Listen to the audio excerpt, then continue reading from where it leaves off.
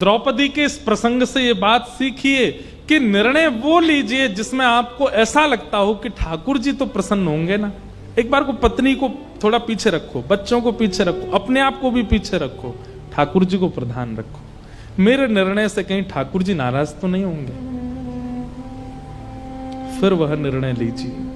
आप इस विचारधारा से निर्णय लेंगे, ये पांचों बातें धर्मम न्यायम सकरुणम निर्विलीकम समम महत, ये अपने आप पूरी हो जाएंगी। और द्रौपदी से जितने प्रसन्न हुए हैं ठाकुर जी, उतने शायद किसी से प्रसन्न नहीं हुए इस पक्ष में। भगवान ने अपना नाम ही दे दिया, बोले इसका नाम है कृष्णा। महाभारत युद्ध जब सुनिश्चित हुआ तो भगवान ने तो कह दिया था कि मैं शस्त्र अस्त्र नहीं उठाऊंगा, और जब भगवान ने यह कहा कि मैं अस्त्र शस्त्र नहीं उठाऊंगा तो दुर्योधन बोला एक काम करिए, फिर आप कौरव पक्ष में, महाराज जी वैसे हम तो बहुत बलवान हैं, आप एक काम करो, आप पांडवों के पक्ष में चले जाओ। बड़ा चतुर है दुर्योधन। ठाकुर जी उसे बोला, जैसे भगवान ने निर्णय लिया ना कि मैं शस्त्र नहीं उठाऊंगा, तो सब जब चले गए तो दुर्योधन एकांत में भगवान से बोला, देखो ठाकुर जी कुछ भी हो, पांडव हैं तो मेरे भैया, मुझे इनकी बड़ी चिंता रहती है। क्यों? हमारे पास तो सेना का बल भी बहुत है, अस्त्र शस्त्रों का बल भी बहुत है, योद्धाओं का बल भी बहुत है, लेकिन इनके पास ना तो अस्त्र शस्त्र है, ना सेना है, कुछ भी नहीं है। इसलिए मेरी तो ऐसी मान्यता है कि आप इनके पक्ष में ही रहो, कम से कम आप इनके संग रहेंगे तो मुझे ये सांत्वना रहेगी, चलो कोई तो एक बड़ा है इनके पास। भगवान बोले सब समझ रहा हूं मैं तेरी बात। और दुर्योधन भगवान की सेना लेकर के आ गया।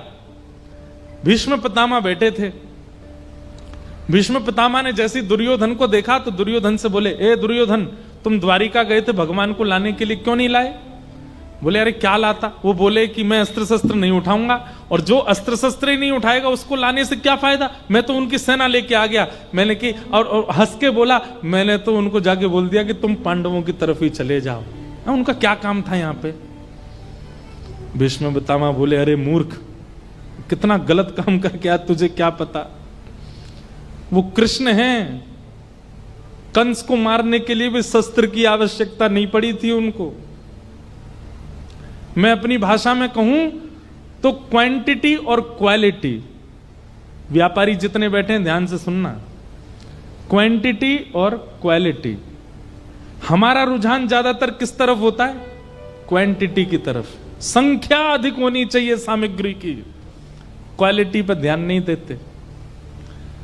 भीष्म पितामह बोले तू क्वांटिटी तो ले आया, क्वालिटी तो वहीं दिया आया, छोड़े आया श्री कृष्ण को। लेकिन भीष्म पितामह ने भी उस दिन प्रतिज्ञा ली, वासुदेव कर चक्र न धरहि तो तुमको मुख न दिखाऊं, लाजत है मेरी गंगा जननी में शंतनु सुत न कहाऊं। यदि महाभारत युद्ध के बीच में वासुदेव श्री कृष्ण ने शस्त्र नहीं उठाया तो मैं गंगा का बेटा नहीं, मैं शांतनु का पुत्र नहीं। प्रतिज्ञा लेता हूं कि ऐसा युद्ध करूंगा कि कृष्ण को शस्त्र उठाना पड़ेगा। जब ये युद्ध में निर्णय ले लिया भीष्म पितामह ने, और युद्ध 10 दिन का हो गया, बहुत ध्यान से सुनना, बड़ी मधुर कथा। और 10 दिन के युद्ध में जब आंकड़े देखे गए तो पांडवों की सेना का तो कुछ ही सैन्य बल खत्म हुआ, लेकिन कौरवों की सेना तो आधी हो गई 10 दिन में। और तब दुर्योधन अपनी भौहें चढ़ा करके भीष्म पितामह के पास जाता है और कहता है, आप जैसे बड़े बुजुर्ग हमारे ऊपर बैठे हैं फिर भी हम हार रहे हैं, कहीं ऐसा तो नहीं खाते हमारा अन्न है, भला चाहते हैं पांडवों का। भीष्म पितामह का ताम्रवर्ण हो गया। बोले कैसे बोल रहा है तू? अरे तेरा अन्न खाने के लिए आया हूं क्या? यहां पर पांडव नहीं खिलाएंगे मुझे? दुर्योधन बोला तो फिर क्यों हार रहे हैं हम लोग, क्यों हमारी सेना खत्म हो रही है? क्या हमारे पास शस्त्र नहीं है, अस्त्र नहीं है, आप जैसे योद्धा नहीं है, फिर भी हार रहे हैं हम? भीष्म पितामह ने कहा, तुझे मृत्यु का बहुत भय है, जीतने की बहुत भूख लगी है तुझे। एक काम कर, तू भी पीछे रहना, सब लोग पीछे रहना, कल महाभारत युद्ध में सबसे आगे मेरा रथ खड़ा होगा और पूरी सेना का नेतृत्व कल मैं करूंगा। देखता हूं कैसे जीतते हैं ये पांडव। और सुन, एक बात और सुन। बोले क्या? आज अर्धरात्रि में मैं जब संध्या कर रहा हूंगा तब अपनी पत्नी भानुमति को भेजना मेरे पास और उससे कहना चुपचाप आए, किसी को लेके ना आए, अकेली अर्धरात्रि में आए और जैसी मैं संध्या करके निवृत्त होऊं, मेरे नेत्र खुलने से पहले वो सामने हो और मैं उठते ही अपनी संपूर्ण जीवन की संध्या का बल उसको अखंड सौभाग्यवती का आशीर्वाद दे दूंगा। नहीं मरेगा तू, बाण भी लगेंगे तो भी नहीं मरेगा, सुदर्शन चक्र भी अगर तेरा सर धर से अलग करना होगा, भीष्म पितामह के आशीष में इतना बल है, नहीं मरेगा तू। तेरी पत्नी को अखंड सौभाग्यवती का आशीर्वाद दे दूंगा मैं, जा। दुर्योधन बोला आप तो बुरा मान गए, मैं तो बस कह रहा था कि आप ठंडे मत पड़ो, थोड़े गर्म रहो। चर्चा जो चल रही थी दुर्योधन और भीष्म पितामह के बीच में, पर कान खड़े हो गए भगवान कृष्ण के। बोले अच्छा, आज रात में भानुमति को आशीर्वाद मिलने वाला है। ठाकुर जी भी जानते हैं कि भीष्म पितामह के आशीष के आगे मैं पांडवों के संग खड़े होके भी नहीं जिता पाऊंगा इनको। अगर पितामह भीष्म ने आज भानुमति को अखंड सौभाग्यवती का आशीर्वाद दिया तो। अर्धरात्रि का समय, ठाकुर जी ने अपने बड़े बड़े काजल लगाए आंखों में, कानों में बड़े बड़े कुंडल पहन लिए, सिर पर स्वाफा बांधा, ऊंची ऊंची धोती पहनी और पुरानी सी उधरी हुई सी बगलबंदी पहनी और हाल में लालटेन लेकर के एक स्वाफा सा डाल के बिल्कुल ग्वारियां जैसा भेष बना लिया ठाकुर जी ने। और अर्धरात्रि में गए द्रौपदी के पास। सो रही थी द्रौपदी, उसके सोते हुए के पैर के अंगूठे को खींचा भगवान ने, उठ के खड़ी हो गई। कौन है? ए मैं हूं, चिल्ला मत इधर आ। द्रौपदी से प्रेम देखो ठाकुर जी का। भैया आप इतनी रात को क्यों आए? बोले क्योंकि तू सोती रहेगी तो तेरा भाग्य भी सोता रहेगा, जल्दी चल मेरे साथ। और सोती हुई द्रौपदी को ही उठा लिया, उसने वस्त्र आदि अपने ठीक किए, ठाकुर जी लेकर के उसको, दोनों बहन भैया रात में दौड़ रहे हैं भीष्म पितामह के शिविर की ओर, तेजी से ठाकुर जी चला रहे हैं। द्रौपदी दौड़ नहीं पा रही थी, उसने पैरों में एक जूती सी पहनी हुई थी। ठाकुर जी बोले क्या धीमे धीमे क्यों चल रही है? बोले अरे कन्हैया चलो ना जा रहा, देख मेरे पामन में मैंने जूती पहनी। ठाकुर जी बोले रुक, पाम उठा और उसकी दोनों जूतियां ठाकुर जी ने अपने हाथ से उतारी और अपने ऐसे बाम में दबा लिए। बोले अब ठीक है, चल हाथ पकड़, जल्दी दौड़। और लेकर के उसको दौड़ रहे हैं, द्रौपदी की जूतियां दबा करके दौड़ रहे हैं और समझाते जा रहे हैं। सुन, सब लोग ध्यान से सुनना। पितामह भीष्म के पास जा रहे हैं हम, घूंघट कर लियो, मुख मत दिखाइयो अपनो और चुपचाप भीतर जाइयो। भीतर जाके पितामह भीष्म के चरणन में प्रणाम करके आशीर्वाद लेके चुप बाहर आ जाइयो। बोले दिन में भी तो जा सकते थे आशीर्वाद लेने, रात में क्यों जाना है? बोले सब बातें अभी नहीं बताऊंगा, बाद में बता दूंगा, बस जितना कह रहा हूं उतना करियो। और कहीं वो पूछें कि अकेली आई हो तो बस इतना कह दियो अकेली नहीं आई, हमारी गौशाला का ग्वारिया साथ में आया है, वो मुझे राखी बंधवाता है, मेरा भैया, ऐसा ऐसा करके कुछ कह दियो, नौकर आया हमारा। और तुरंत बस इस बात का ध्यान रखियो, आशीर्वाद लेती भगियो वहां से। द्रौपदी बोली ठीक है।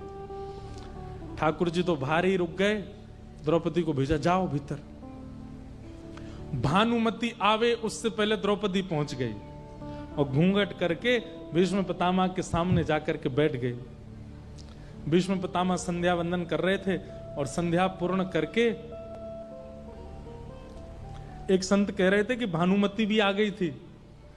भानुमति घुसने वाली थी, ठाकुर जी दौड़े दौड़े वहां के पास गए। बोले अरे आप यहां क्या कर रही हो? बोले मैं ठाकुर जी ने रूप बदल रखा था, पहचान में आ नहीं रहे थे। बोले मैं तो आपको ही ढूंढ रहा हूं इतनी देर से। बोले क्या हुआ? बोले दुर्योधन को हृदय में पीड़ा हो रही है, बहुत जोर से आपका नाम बोल रहा है, जल्दी जाओ उसके पास। भानुमति बोली अब भाई जिसके सौभाग्य का आशीर्वाद लेने आए उसी को ही अटैक पड़ रहा है तो चलो। दौड़ करके भानुमति गई दुर्योधन के पास, और वहां दुर्योधन चुपचाप बैठा था, शांत। भानुमति जैसे ही पहुंची, पतिदेव स्वामी क्या हुआ? बोले क्या हुआ? तो लिया ही आशीर्वाद, भीष्म पितामह मिल लिए? वो नहीं, मुझे तो एक ग्वारिया मिला, वो बोला कि तुम्हारे हृदय में दर्द हो रहा है, मैं तो दौड़ी। अरे तूने क्या किया? जल्दी जा दौड़ के।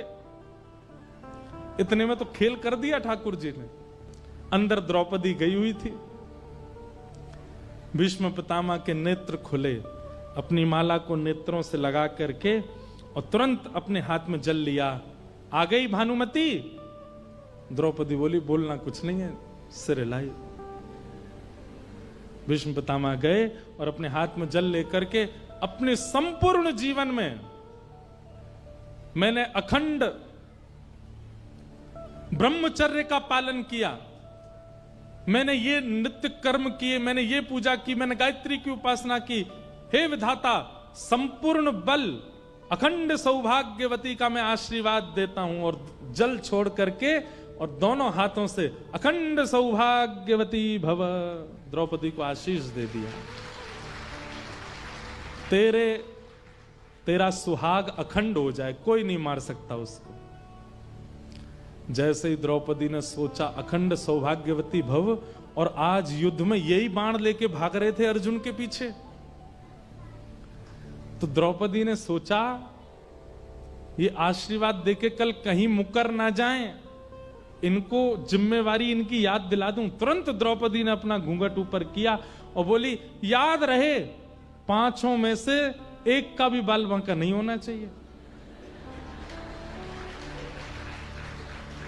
और पितामह, अब संपूर्ण महाभारत युद्ध में आपकी जिम्मेवारी है, युद्ध के अंतिम दिन मेरे सुहागों को आप लेके आओगे मेरे पास। आपने आशीष दिया। भीष्म पितामह घबरा गए। द्रौपदी, मैंने तो भानुमति को बुलाया था, तू कहां से आ गई यहां पे? द्रौपदी ने तुरंत घूंघट किया, दौड़ने लगी। रुक जा, वहीं पर खड़ी हो। भगवान ने मना किया तब बोलना नहीं, लेकिन मानी नहीं। अब तो रुक गई द्रौपदी। भीष्म पितामह गए, इतनी रात को तू क्यों आई यहां पर?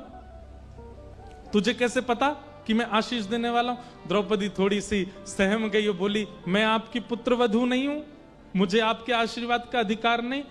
भीष्म पिता बोले नहीं नहीं, ऐसे मैं ऐसा नहीं कह रहा हूं, तू भी आशीर्वाद की अधिकारिणी है, लेकिन अब क्या करें, अब देना भानुमति को था पर द्रौपदी को मिल गया। यहां तो पूरा पासा ही पलट गया, पूरा पक्ष पांडवों के पक्ष में चला गया। ये तो पूरा युद्ध पांडव जीत गए। अब भीष्म पितामह थोड़े भावुक हो गए, बोले अब मैं कुछ नहीं कर सकता, अब तो विजय पांडवों की निश्चित है। कोई बात नहीं बेटा, तू सौभाग्यवती रहे, तू सदा प्रसन्न रहे, तू सदा आनंद में रहे, और अब तेरे पांडव विजयी होंगे। द्रौपदी बोले ठीक है मैं जाती हूं। थोड़ी देर में भीष्म पितामह का थोड़ा बोले पांडवों की जीत होना, अर्धरात्रि में भानुमति का द्रौपदी में परिवर्तित हो जाना, ये कोई संयोग से कम तो नहीं है। ए द्रौपदी रुक रुक रुक रुक, अकेली आई है तू? द्रौपदी बोली हाँ अकेली आई हूं। नहीं अकेली तो नहीं हूं, पर साथ में कोई ऐसा नहीं है, वैसे तो है पर है नहीं। क्या बोल रही है, स्पष्ट बता, कौन आया साथ में? गोपाल भैया। कौन गोपाल भैया? बोले ग्वारिया है, हमारे यहां दूध काटता है, मुझसे राखी बंधवाई उसने। भीष्म पितामह बोले जरा चलियो, मैं भी तो देखूं तेरा गोपाल भैया कैसा। द्रौपदी बोली आप इतने महान योद्धा छोटे से ग्वारिया से मिलेंगे, अच्छा लगता, आप विराज में। बोले नहीं नहीं, ऐसे योद्धाओं की तो हमको जरूरत है, चल तो सही बाहर। दूर ठाकुर जी पहरेदारी कर रहे थे कि कहीं भानुमति नहीं आ जाए, और यहां चिंता कर रहे थे कि द्रौपदी इतनी देर क्यों लगा रही है।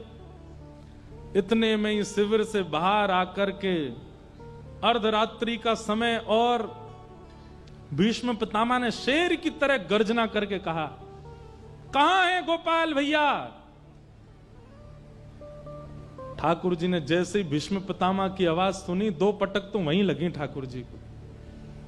बोले सब काम खराब कर आई, बार बार कहा था बोलना नहीं भीतर जाके, और सब खत्म कर आई होगी। ठाकुर जी धीरे धीरे आए। जी हुजूर हम हैं। बोले इधर आओ। ठाकुर जी गए, हुलिया बदल के आए थे,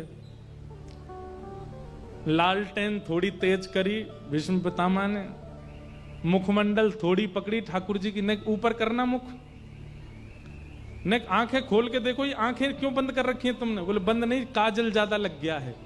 बोले खोलो इसको ढंग से। जैसे ही पगड़ी उतारी, वो घुंघराले केशों का जो यहां चुटीला बनाया था खुल गया, और मोर पिछ जो छुपाया था भीतर वो प्रकट हो गया। ठाकुर जी की मधुर छवि भीष्म पितामह के सामने प्रकट हो गई। आकाश में जो चंद्रमा बादलों में ढका हुआ था, स्वयं को रोक नहीं पाया। श्याम सुंदर की ऐसी मधुर झांकी प्रकट हुई और मैं ढका रहा हूं। प्रकाशित हो गया चंद्रमा, और खिल खिल करके हंस गए ठाकुर जी। जैसे कुछ गड़बड़ी करके बालक हंस जाते हैं, ऐसे ठाकुर जी हंस गए। पितामह भीष्म बोले मुझे पता थी तू ही होगा, ये और तो कोई कर नहीं सकता। छलिया कपटी, तेने भानुमति को द्रौपदी में बदल दिया, कौरवों को पांडवों में बदल दिया, सारा रुख ही बदल दिया महाभारत का। ठाकुर जी बोले हम जय जय हैं। कौन है? बोलो वृंदावन बिहारी लाल की जय।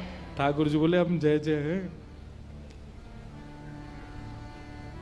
लेकिन भीष्म पितामह ने अपनी आंखों का रंग बदला और द्रौपदी का हाथ पकड़ के बोले सुन द्रौपदी, आशीर्वाद तो मैंने दिया है अखंड सौभाग्यवती भव का, पर मैं जिम्मेवारी इसको देता हूं, ये 5 की रक्षा करे। अंतिम दिन मुझसे मत मांगना अपने 5 पतियों को, इससे मांगना, इसको सौगंध है। इन 5 के देखो भीष्म पितामह की बुद्धि, बोले 5 को जीवित रखने का आशीर्वाद मैंने दिया और जिम्मेवारी मैं देता हूं इसको, मेरी जिम्मेवारी नहीं है।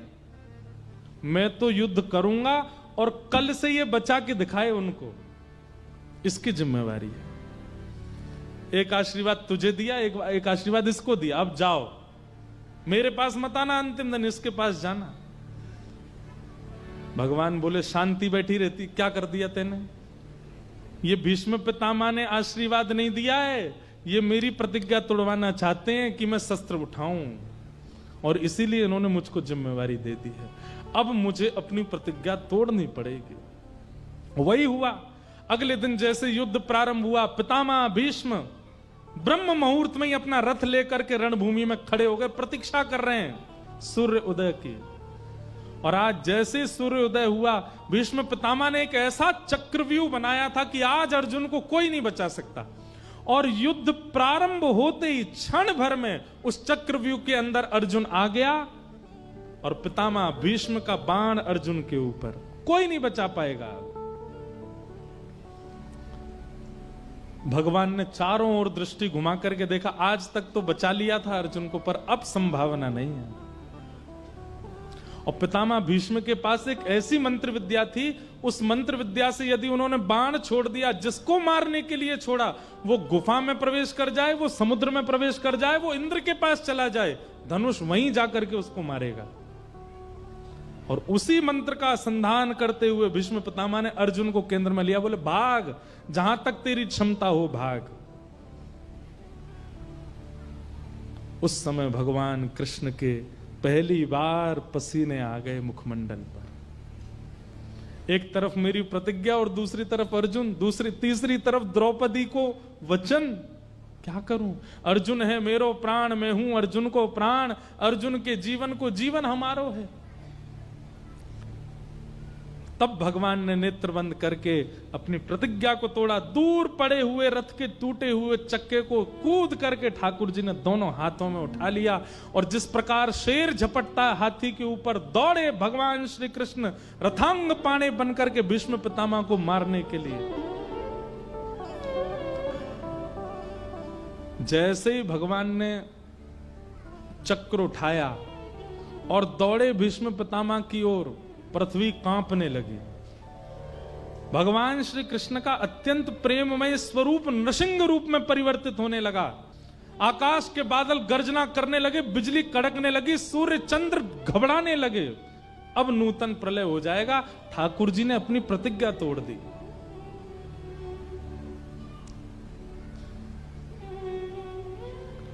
स्वनिगममपहाय मत प्रतिज्ञामृतम अधिकर्तुम वप्लुतो रथस्थः द्रथ रथ चरणो भयाश्चलद्गु हरिरिवहन्तुमिभं गतोत्तरीय।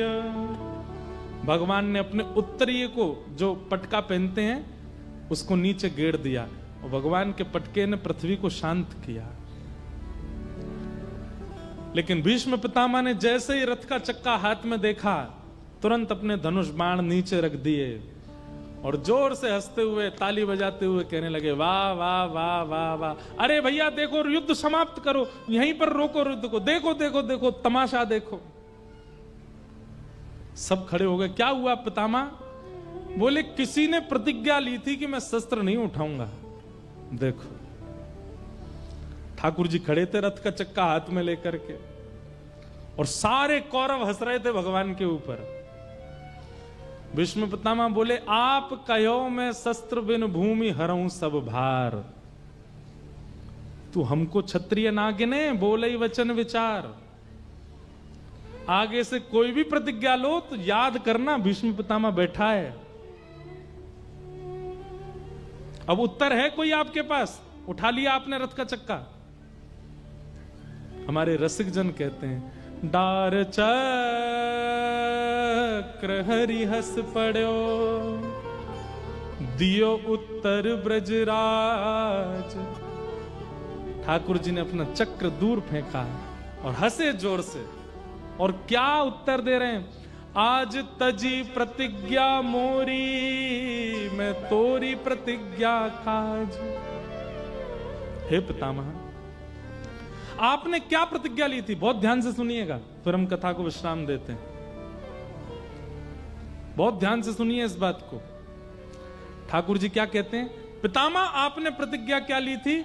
कि वासुदेव कर चक्र न धरहीं तो तुमको मुख न दिखाऊं, लाजत है मेरी गंगा जननी, मैं शंतनु सुत न कहाऊं। आपने प्रतिज्ञा ली थी कि अगर वासुदेव कृष्ण ने चक्र नहीं उठाया तो मरते समय आप पट्ट गिरोगे। मतलब अगर भीष्म पितामह बोलते हैं वासुदेव कृष्ण ने चक्र नहीं उठाया तो मैं मृत्यु को प्राप्त होऊंगा, और मरूंगा कैसे? मुख नीचे की ओर, किसी को मुख नहीं दिखाऊंगा अपना, पृथ्वी की ओर मुख करके मरूंगा। भगवान बोले, यदि पृथ्वी की ओर मुख करके मरोगे तो अंतिम समय में मेरा दर्शन करते हुए प्राण कैसे त्यागोगे? और अंतिम काल में यदि मेरा दर्शन तुमको नहीं हुआ प्राण त्यागते समय, तो तुम्हारी सदगति कैसे होगी भीष्म पितामह? इसलिए तुम कहीं मुख नीचे करके ना मरना पड़े, मेरा दर्शन करते हुए तुम्हारी मृत्यु हो, उसके लिए तुम्हारी प्रतिज्ञा का पूरा होना जरूरी था। इसलिए मैंने अपनी प्रतिज्ञा को तोड़ दिया ताकि तुम स्तुति गा सके। मतलब ठाकुर जी की प्रतिज्ञा तोड़ने में भी भीष्म पितामह की भलाई है। ऐसा निर्णय कौन कर सकता है जैसे श्री कृष्ण है। ठाकुर जी अपनी प्रतिज्ञा पर अड़े रहते तो भीष्म स्तुति जो भागवत में गाई गई है ये होती ही नहीं। पितामह भीष्म स्तुति गा ही नहीं पाते, मुख नीचे करके कैसे स्तुति गाते। भीष्म पितामह बाणों की सैया पर लेटे लेटे ठाकुर जी का दर्शन कर रहे हैं, ये भी भगवान की ही कृपा है भीष्म पितामह के ऊपर। ऐसा द्रौपदी से प्रेम है ठाकुर जी का, और इस प्रेम का कारण क्या है? दया, चित्त में दया।